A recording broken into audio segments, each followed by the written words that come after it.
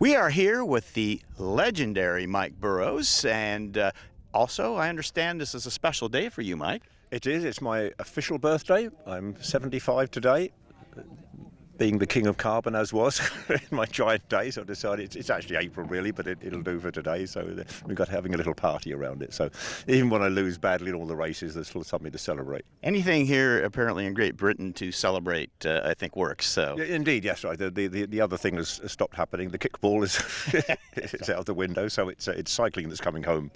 Mike, I was wondering, this event is really kind of centered around celebrating your accomplishments over the last number of years. What does that mean to you? I don't know. It depends how much money they give me at the end of it.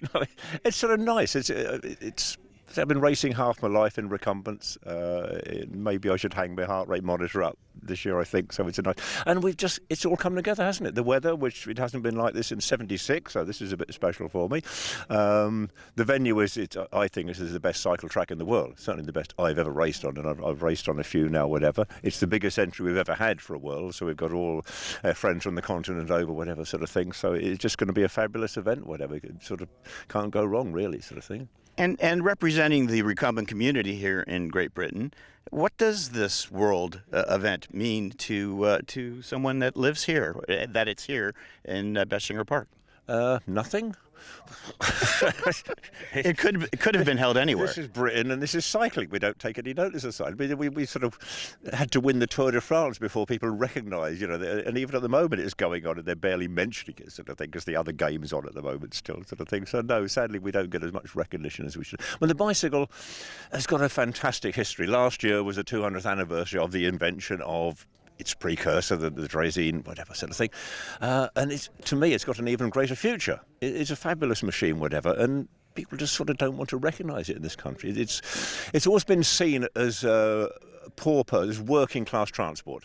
And it was only ever that probably in the 50s. Before that, they couldn't afford them, and after that, they could afford motorbikes and cars. It was a very brief period that it's middle class. I mean, if you look at the people who ride bicycles in London, where it is a cycling city, and at least Transport for London recognise that the only way to improve transport in central London is for more people to ride bicycles. It's as simple as that. There's nothing else will do the job, sort of thing. Because it's gridlock pretty much there. It's gridlock, even with the congestion charge, and they can't have any more underground. There isn't any ground left to dig into underneath anymore, sort of thing. The place is hollow already. You can't get any more buses in, and they pollute anyway. We're all dying. I mean, they complained about Russian poison in Shrewsbury the other day. It's diesel fumes in Oxford Street you want to avoid, sort of thing. It's just terrible. So no, more bicycles in every shape and form. And the laid back is part of that. We're not a replacement for the conventional bicycle, but laid back bicycles do the long distance gentle touring incredibly well. So you've kind of alluded to the changes and the future being bicycles, and you have always been on the cutting edge of development for bicycles. So I'm wondering, what are you working on right now that you can talk about? I'm not, well, the current one is a Soup Dragon, which is up in the 10 there, but that, in effect, my half of that is really finished. It's a cooperation with London South Bank Uni, and Glenn Thompson has done some very nice computer work on aerodynamics, which today are well beyond the what looks right stage, as it were, sort of thing. They have to be well modelled. But I've done the chassis, which is still something that engineers can have an input to. The only thing I've got to ride it. I've got to try and get a British hour record. Now, if I can get a British hour record, which stands at 47 miles, then it's fast enough for a fit young thing to get a world record, which is 57 miles. At the moment, I can't actually see where I'm going. It's got a nice window at one end, and I can see through it, but it's such a narrow angle, and we've been playing on Rockingham Motor Speedway, which is a replica of Indianapolis. It's an Indy circuit, which has 4 distinct corners, and following them round is not practical, so we're going to have to install a video vision system, which others have used, and it works fine. So that's on hold while we get that sorted out. And until that's finished, I can't mentally sign off on it. It's really quite frustrating. There's other things I do want to do, but I just can't go around to doing them because this machine, I don't know what it's going to do. I've ridden it, but I've got no idea what the potential is. So until I have, then that will. Okay, so let's take one more step further. And if you can give me your idea about where you see the bicycle development going in, say, 10 years or so, where's it going to head? Where's it going to head? Well, this. I'm sorry to be slightly impolite. This is the cliche question, which if I knew what it was, I would be doing it, and I probably am. So this is the only answer I can give you, because clearly nobody knows what the future is. Yes.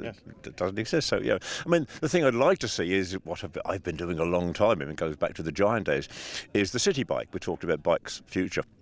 Now, you can't actually improve the performance of a bicycle for a commuter. It's not possible, because aerodynamics, it's an irrelevance, whatever, strength, weight, you can do a little bit, but it doesn't make much difference with the shopping and that. What you can improve is the ongoing, the day-to-day hassle and aggravation of punctures, of little niggly things, of maintenance, whatever. And again, I nominally improved all of those things years ago with my monoblade idea. Well, I didn't invent monoblades, but using monoblades and drum brakes on a city bike, enclosed chains, the structural chain case, and the little thing I'm hacking around on here. That's it. It solves all those problems. And when I was with Giant, the engineers, they understood it, and we wanted to get that into production back in the 90s. But the small companies who supply the components of Giant, which is, bike manufacturers don't make gears, basically, whatever. No, they just look blankly. And this is Giant, the world's biggest bike maker. We're going to buy a lot of these off you if you could make them for us. We got no cooperation, so they gave up on it, and that's very, very sad to me, sort of thing, because the future of cycling, it wants a 21st century bicycle. We're riding something that was designed by Thomas Humber in 1890, the diamond frame as we have it today, whatever. And my current pet whinge is that the people who ride the Tour de France, British cycling, all of these people, they've forgotten what their job is. Right? And the clue is, if you move sideways into motorsport, Daimler-Benz put a lot of money into Formula One, okay? It's not because Lewis Hamilton likes driving fast, is it? It's to sell their shiny motor cars. Ergo, the Tour de France is there for one reason and one reason only, to sell the bicycles, okay? So why don't they hold them up when they get off at the end? That's the point. They should be holding the bike up and say, it was nothing to do with the medical exemptions, it was this bicycle that helped me win the race, you stupid bloody people, for Christ's sake.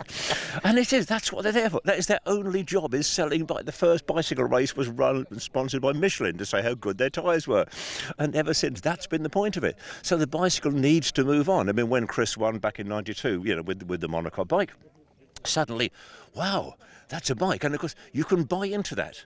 Chris Hoy wins a sprint, and it's his legs. It's obvious his legs that win the sprint. It's nothing to do with his bloody bicycle. You can't buy that. You can't buy Chris Hoy's legs. You could buy Chris Boardman's bicycle. If they hadn't banned it, you could anyway, sort of thing. But no, they banned it, so they're not allowed to ride them.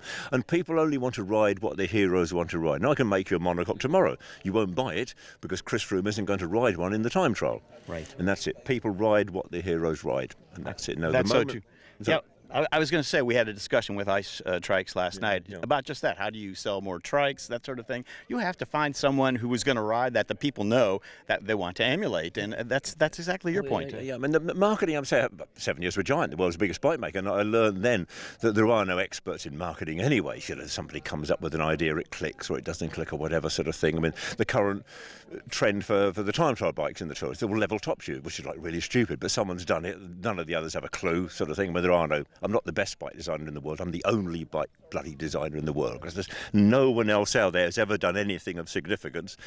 Alec died the other year, sadly, whatever. So that's it. We were the only two people who had changed the bicycle without ruining it. And basically, everyone else just bugs it up, whatever sort of thing. So it's a great shame, whatever. And again, when I say Giant, we met everybody. No, they're not anti-development, anti-progress. They just don't understand. They're just really not quite sure what they should be doing, what they are doing, and how you get to them. I don't know. That was going to be my next cliche question. If I knew that, I wouldn't be talking to you now, would I?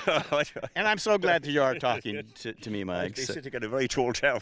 No, I wouldn't actually, because the one thing I learned a long, long time ago is money doesn't make you happy, whatever. So it doesn't. And this is emblematic of how down to earth apparently you are. It's so nice to be able to chat with you about your considerable knowledge. Sitting on top of a slag heap, as it happens. This is the remains of Kent's last coal mine. That's right beneath us. Cyclists get all the best places. If it was raining here, you'd know all about it, because it gets very black. It looks like it might. It's still the best track in the world, even when it's black and ruddy sort of thing. But no, it's just fabulous. No, this is it. It's nice.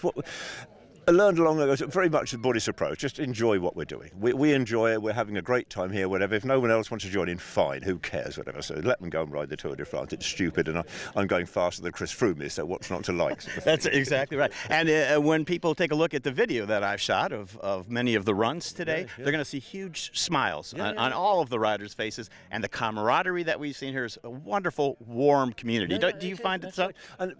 And what really brought it home was when we suddenly became the great cycling nation, and at Beijing and afterwards, they burned the skin suits. Right, because they'd come into what you have is you have little seams in the right places to trip the airflow, and it's very complicated aerodynamics. Discovered in Germany in the 1930s, like everything else was, but they finally got around to doing it. Now, here, everybody's showing off their latest ideas. Yeah. They want everyone to look, I've done this, that makes it go so much faster. You know, he's then going to do something, and then it keeps moving it on. I mean, it's what the worlds have always been around. I mean, we've been coming to these events since 82, whatever sort of thing, and just learning from each other and driving it forward. We've now got machines that go so much faster than Chris Froome, but you can go shopping in them. You know, the Velomobiles here are just fantastic. But the guys rode them all the way from Germany. So it's a shame that it's a niche market. On the other hand, as you say, we don't really care about that. We love what we're doing and what we're showing and how we're developing and moving bicycles forward. Well, in a sense, it's a bit like Groucho, except we're in the exclusive club and we don't care about anyone else. Okay. Yes. Groucho Marx, I can't think of a better way to end this interview. So thank you so much for sharing your thoughts with us, Michael. It's a pleasure. Hope you enjoy the rest of your stay here. Thank you very much. Okay.